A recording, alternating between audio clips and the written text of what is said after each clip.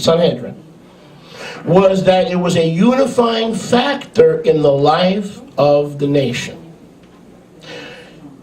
The times of Israel were a unifying factor in the life of the nation. The times were not given to cause division and to cause schism in the body of Yeshua and among the people of Yahweh. That's why the calendar was given. That's why the court and the Kohanim and the 70 elders of Israel were guarding the times. It was to be a unifying factor in Israel. It was not to be used as a divisive factor. So no one could declare the Moadim except the Sanhedrin, the court. Meaning if Danny saw the new moon, whether it was a dark moon, a crescent moon, whatever you want to call it, didn't matter. If 4 witnesses saw the new moon, it didn't matter. The court had the discretion to override the witnesses or redo the time or reschedule the time any way they wanted. Okay? That's the way it's always been, even the time of Yeshua. And you know what Yeshua did? Because the Pharisees were wrong about the time, perhaps, even in Yeshua's days. Now, if you study the scriptures carefully, Yeshua rebuked the leaders of Israel for many things, did he not? For making long tzitzit, but not having a good relationship with Yahweh. For devouring widows' purses and taking their money for prayer, praying for money, an abominable practice. He rebuked their hypocrisy and many other things. For instance, they tithed, but what good was a tithing when their hearts were far from him? And what good was a tithing when they forgot the weightier matters of the Torah, which was what? Love, forgiveness, forbearance, grace, and mercy. They forgot all those. But notice one thing Yeshua never rebuked them for was the keeping of time. So either they were right, or it didn't bother him at all because they had the authority to keep time over the nation of Israel. Either they were correct, or they were not correct, but they had the authority.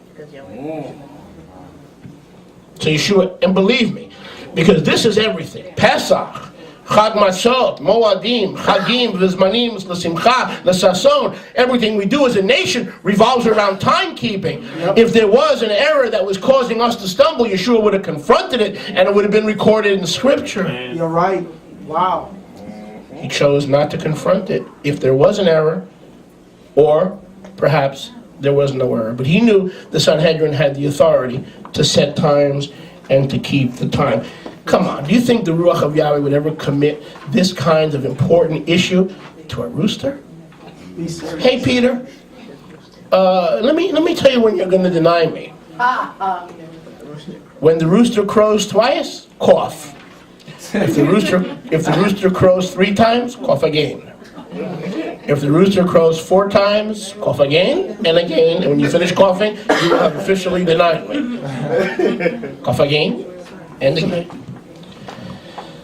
So, one of the reasons the Qumran community, the Dead Sea community, were exiled into the wilderness by their own volition, of course, is because they decided the Sanhedrin didn't have the right to keep time for Israel as a unifying factor. So they went out into the wilderness with their own Bible, with their own works of law, which Galatians forbids, the works of law, not the Torah, but the works of law, and they had their own schedule.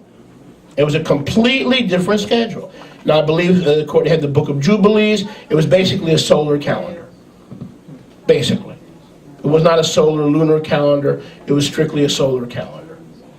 Okay, but that separated them from the rest of the what? The nation. This is the main reason for their isolation in the Dead Sea area. The matter of keeping time was one of the main factors, still is one of the main factors, that you and I are not in the church. Because if they were keeping the Moadim and the Chagim, maybe it would be somewhat safe to return to church. One of the things that still separates us from the church is their weird days and times that have replaced what the Sanhedrin had upheld all those years. Amen. Shabbat, you blow the shofar, the trumpets. Moadim, you blow the trumpets, the shofar. Everything in Israel is done by watching the times and the seasons and unifying the people. Can I hear a good amen? Amen. So Jews and Christians are still separated by this understanding of time. In essence, in line with this message, and I don't mean this in a derogatory way, Christians follow the rooster. We follow the Jewish leaders in establishing the times and the seasons, but they continue to follow the rooster, believing that it was a rooster, because their faith is void or devoid of Jewish connections or Jewish roots or Hebraic roots. So because of that, they believe that this, of course, was a rooster. Not only were Shabbats and Moadim fixed by the ruling council, the Sanhedrin, the groups of priests and Levites who served daily and weekly in the temple also served in watches. I don't want to get into that for the sake of time. So, the proper Hebraic reckoning, as we mentioned earlier, was the beginning of watches, the middle watch, and the morning watch. Write this down because this will help you. The first watch, or the beginning watch for the night, would last from sunset to 10 p.m. I just love these people on the internet. Well, don't you know that everybody's all screwed up? The Lord have showed me that the day begins at sunrise. Not Friday night, not Erev Shabbat, sunrise. And they bring out all these calculations and all these articles and all these facts. Well, we know from history and the writings of the forefathers and from historians like Josephus and Philo that the day began at sunset. The first watch, called the beginning of watches, we reference that in Lamentations 2:19. I'm sorry, we reference that in one of the earlier scriptures, I believe. I forgot which one. Then from 10 p.m. Okay, let me go. From sunset to 10 p.m. is the first watch. From 10 p.m. to 2 a.m. is the second watch. From 2 a.m. to sunrise is the third watch. That's the way the Tanakh lays out the watches. Everybody get it? Yeah. Sunset to 10, 10 to 2, and then 2 to sunrise. 3 watches in the night. That's the way our people used to observe the night watches. Can I hear a good amen? Amen. But we also know in the days of Yeshua that we read earlier in the Besorah that there was a what? A fourth watch. And we saw that where? Does anybody remember? I believe it's Mark. Mattiyahu 14:25. There was a fourth watch added. Okay, a fourth watch. Now, where did this fourth watch come from? Let me answer that first. The fourth watch came from a Greek-Roman tradition that added one more watch to the 3 watches that the Sanhedrin had already established.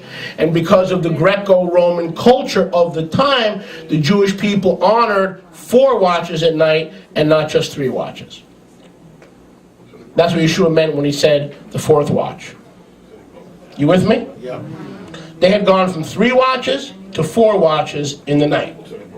In the time of Yeshua, the Romans, the Greeks had added one. The Jews didn't mess with it. The Sanhedrin allowed it. And so the night was divided into 4 watches. The Jewish people didn't mess with it because it was just part of the culture. Can I hear a good amen? Amen. Okay. Now go with me to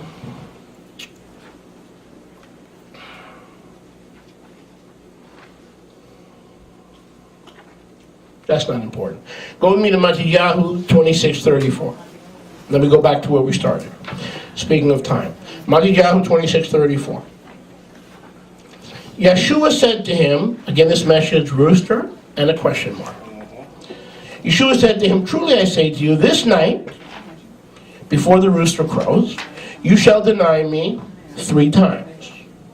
Notice, Yeshua specifically states that on this night, he would be denied not once, not twice, but 3 times. Now here's the question. And this is what Vincent asked me the other day, but this is a more complete answer. You asked me this the other day, but this is a more complete answer. Do roosters crow at night? Now, I answered Vincent, I said, no. The betrayal is at 9.